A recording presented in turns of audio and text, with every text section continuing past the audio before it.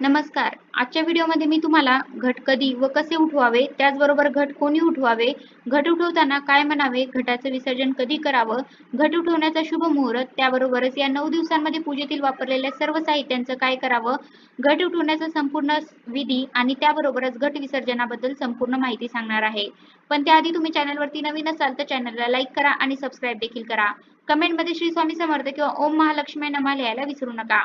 सध्या नवरात्री सुरू आहे, त्यामुळे सगळीकडे आनंदाचं मंगलमय वातावरण आहे. नवरात्रीच्या पहिल्या दिवशी अनेक जणांनी आपापल्या घरात घटस्थापना केलेली आहे. घटस्थापना आपण अगदी योग्य पद्धतीने आणि विधिवत केली असेल तर अगदी त्याचप्रमाणे घट योग्य पद्धतीने उठवणे आणि त्याचे विसर्जन करणेही तेवढेच महत्त्वाचे आहे. जसं घटस्थापनेला विशेष महत्त्व आहे, त्याचप्रमाणे घट योग्य पद्धतीने उठवून त्यांचं विसर्जन करण्यालाही तेवढंच जास्त महत्त्व आहे. तर नवरात्रीच्या 9 दिवसात आपण वेगवेगळ्या प्रकारे देवीची सेवा केलेली असेल. सर्वांनीच आपापल्या घरी घट बसवले असतील. घट बसवल्यावर 9 दिवसांनी घटाचं विसर्जन केलं जातं. घट उठवले जातात.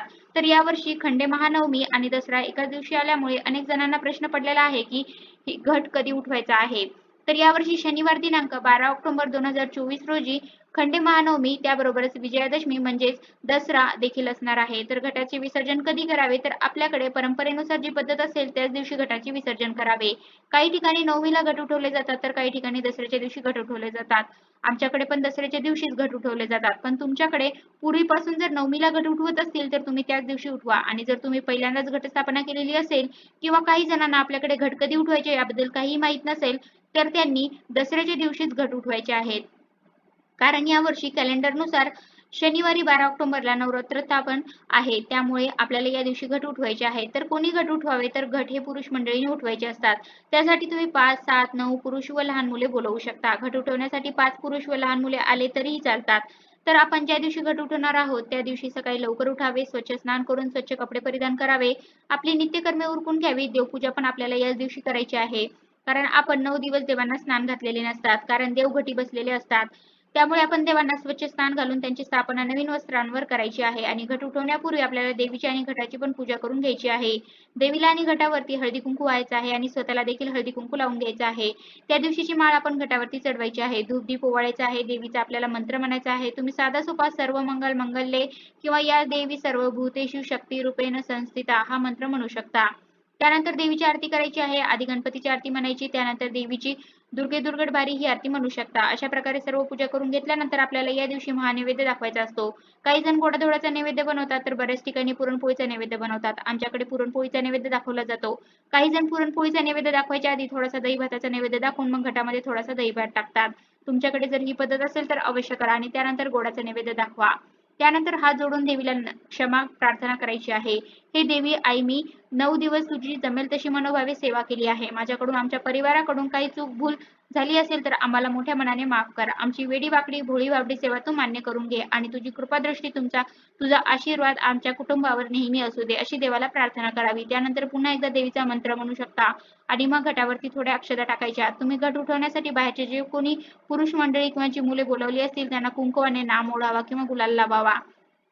त्यानंतर घट हलवायच्या वेळी तळी भरली जाते, तर 5 पुरुषांनी धरून ती तळी उचलायची असते. आमच्या भागामध्ये घट उचलायच्या आधी तळी उचलतात आणि मग घट उठवतात. काही ठिकाणी दसऱ्याच्या दिवशी सायंकाळी तळी उचलतात. तर तुमच्याकडे जशी पद्धत आहे त्यानुसार तुम्ही हे सर्व करू शकता. तर घटाच्या जवळच खाली एखादं नवीन वस्त्र टाकून त्यावरती गांधी टोपी ठेवली जाते आणि मग तळी उचलली जाते. तर आरतीचं ताट वरती घटापर्यंत नेलं जातं आणि खाली गांधी टोपीपर्यंत टेकवलं जातं. अशा प्रकारे वर खाली करत आपल्याला आपल्या कुलदेवीचा, कुलदेवाचा जयघोष करायचा असतो.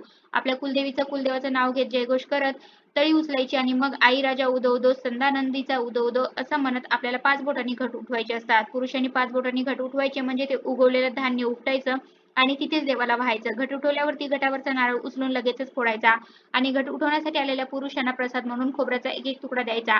हा वाढवलेला नारळ आपण थोडासा देवापाशी पण ठेवायचा. काही जण हा नारळ वाढवत नाहीत, तर ते विसर्जन पण करू शकतात. पण आमच्याकडे हा नारळ या दिवशी वाढवतात. त्यासोबतच घट उठवण्यासाठी आलेल्या पुरुषांना एक एक कडाकणी आणि पान सुपारी पण दिली जाते. आपण मातीच्या घटामध्ये स्थापना करतेवेळी एखादं नाणं, सुपारी टाकलेली असते, तर ती सुपारी घेऊन त्याचे तुकडे करून पण त्या पान सुपारी सोबत तुम्ही पुरुषांना देऊ शकता. तर मी सुरुवातीला सांगितलं की काही जण नवमीला घट उठवतात तर काही जण दसऱ्याला उठवतात. तर त्याचा शुभ मुहूर्त सांगायचा झाला तर यावर्षी नवमी आणि दसरा एकाच दिवशी आहे.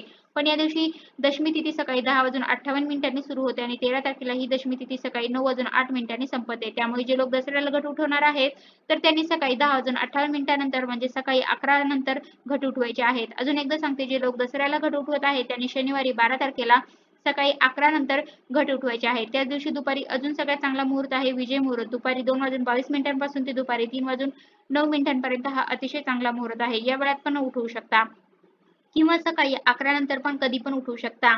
कारण दसरा हा 3.5 मुहूर्तांपैकी एक शुभ मुहूर्त आहे. त्यामुळे हा दिवस अतिशय चांगला आणि शुभ असणार आहे. आणि जे लोक नवमीला घट उठवणार आहे तर त्यांनी पहाटेपासून सकाळी 11च्या आतमध्ये कधीही घट उठवू शकता. कारण 11 पासून दशमी तिथी चालू होते. त्यामुळे नवमीला जे घट उठवणार आहेत त्यांनी पहाटेपासून सकाळी 11 वाजेपर्यंत कधीही घट उठवू शकता. शनिवारी पहाटेपासून 11 वाजेपर्यंत नवमी तिथी असणार आहे.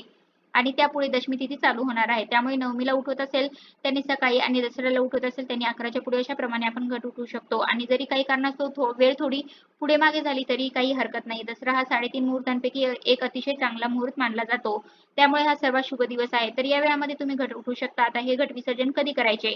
घट तुम्ही नवमीला उठवले असतील किंवा दसऱ्याला उठवले असतील तरीही आपल्याला त्या दिवशी तसेच ठेवायचे आहेत आणि दसऱ्याच्या दुसऱ्या दिवशी याचे विसर्जन आपल्याला करायचं आहे. कारण हे उपडलेलं धन आपल्याला दसऱ्याच्या दिवशी घरातील देवांना वाहायचं असतं. काही जण कानाच्या मागे लावतात. तसेच पुरुष मंडळी दसऱ्याच्या दिवशी हे धन आपल्या गांधी टोपीमध्ये लावून दसऱ्याच्या दिवशी सोने लुटायला जातात. अनेक स्त्रिया आपल्या केसांमध्ये माळतात आणि दसऱ्याच्या दिवशी हे धन आपल्या ग्रामदेवतेला पण वाहिलं जातं. त्यामुळे आपल्याला दसऱ्याच्या दुसऱ्या दिवशी याच योग्य पद्धतीने विसर्जन करायचं आहे. तुम्ही वाहत्या पाण्यामध्ये विसर्जन करू शकता किंवा तुमच्या शेतामध्ये पण हे धन टाकू शकता किंवा तुमच्या गावामध्ये निर्माल्य केलं असेल त्यामध्ये पण टाकू शकता. हे धन विसर्जन करताना आपण 9 दिवसाचं जे काही निर्माल्य साठवलेलं असेल, घटावरच्या माळा, फुलं, पानं जे काही असेल ते पण आपण याच दिवशी निर्माल्यामध्ये विसर्जन करायचं आहे.